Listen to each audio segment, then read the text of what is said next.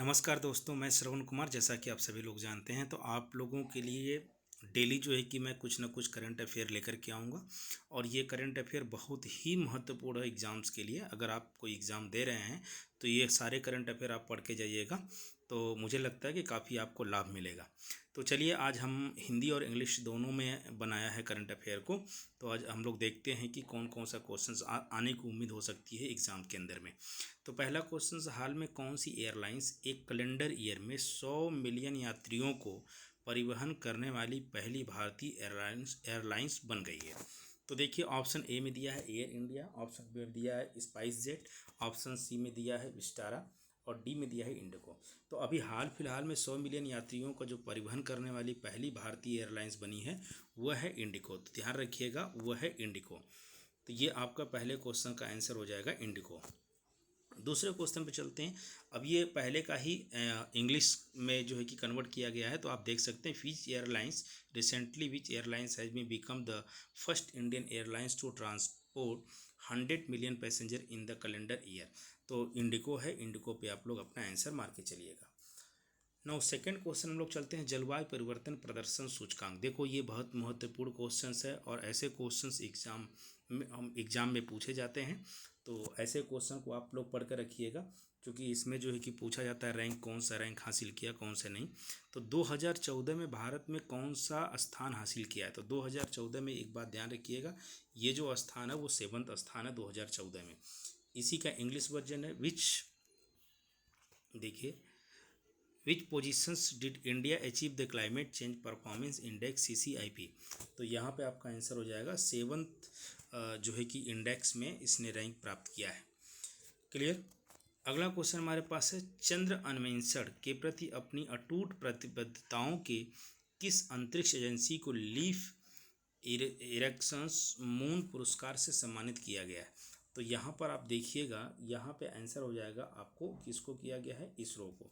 तो यहाँ पे आप देख सकते हैं, which space agency was awarded the Leif Erikson moon prize for its unwavering the commitment toward the lunar explorations. तो यहाँ पर आपका आंसर हो जाएगा इसरो को। चलिए, अगला क्वेश्चन हम लोग देखते हैं, भारत में हाल में स्वीकृति डाकघर विधेयक 2023 द्वारा किस विधायी अधिनियम को प्रतिस्थापित किया गया है? तो आप यहाँ पे देखिएगा, यहाँ पे जो आपका आंसर हो जाएगा, अभी इंडिया पोस्ट ऑफिस 1898 का जो एक्ट बना हुआ था, इसको प्रतिस्थापित कर दिया गया है। तो आप लोग इस बात को ध्यान में रखिएगा।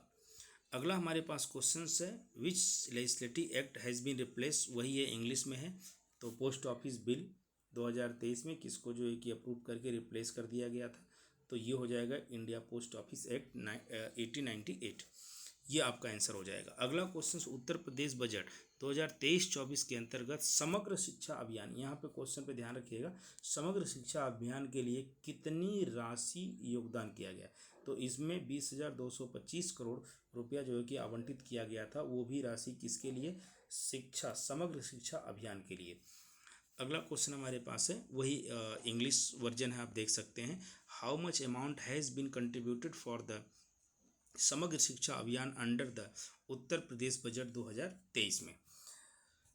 अगला क्वेश्चन हम लोग देखते हैं, कौन से भारतीय राज्य सोलर पार्क और ultra mega solar power project को किस विकास के द्वारा उच्च क्षमता तैनात करने में अग्रणी रूप से उभरा है?